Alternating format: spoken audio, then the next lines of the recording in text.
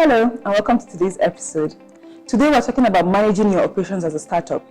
And the perfect person to talk about it today is Jasmine for Little Jasmine's Niche. Hi Jasmine. Hi Farida, thank you for having me. Good to have you on the show. So, I'm a startup founder and I want to understand how to manage my operations better.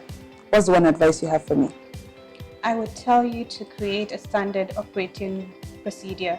So in the beginning, when you're creating your brand, voice, ethos, all them things, make sure you create a standard operating procedure because this will make your life so much easier down the line. Interesting.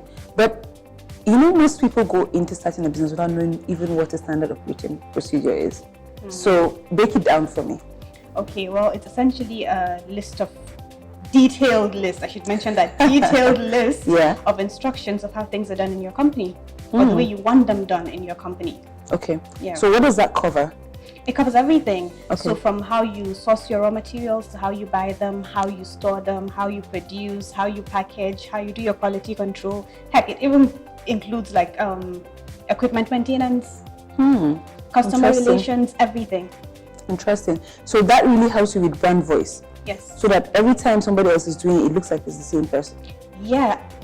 I think it's the reverse actually. Your brand voice helps you with your standard operating procedures because if you know what you want your brand to sound like, then you say, okay, so when a customer says this is how we reply. Interesting. So maybe the reverse, yes. So how have you been able to apply this to, because I mean, you're doing a beautiful job with Supertal. So how have you been able to actually do that with Supertal?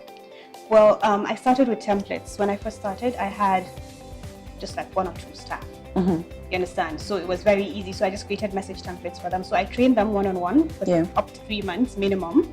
Okay. And then they have message templates and stuff that they do. So once they use the templates for a few months, they can then pick up how the language is, how things go. Do you understand? And some of them stick with the template.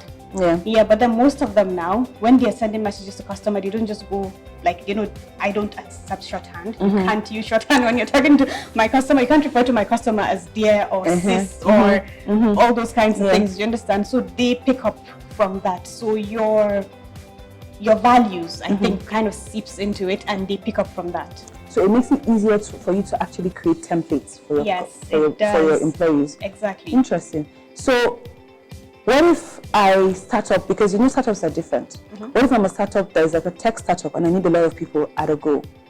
What's the best way for me to manage my operations then? I think in the same way the standard operating procedures would work, if you have a lot of people, you hired a lot of people at the same time, have a manager, someone that you train one-on-one. Then that person can manage the rest of the crew, especially if you're going to be doing other things. You need that. Okay, so some people will argue that it seems sort of robotic, but I know that it's a different person, but it's the same message. How do you think I can change that as a startup? I think it's not robotic. Personally, I think it's etiquette, one, and I also think it's professionalism.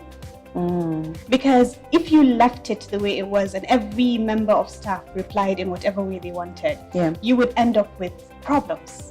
True. You would end up with a lot of problems actually. Do you understand? Because I saw on Instagram the other day, somebody was complaining about how she had sent a message. She took a screenshot of the chat. You know, she was trying to order banana bread, something very simple, and the staff was calling her dear sis, you know, and you know, you leave openings for these kinds of things. Is essentially what I'm trying to say. Yes. So it helps you create a standard and system that works. Exactly. It's even if you get standard operating procedure. Exactly. Amazing. I love how this is very clear and nail on the head. Like one thing you should think about is a standard operating procedure. Always do that when you're starting your business or when you want to manage your operations well. Thank you for coming, Jasmine. Thank you for having me. I definitely learned a lot. I hope you did too. If you have any questions, comments, or suggestions, put them down below. Let's continue this conversation. Thank you.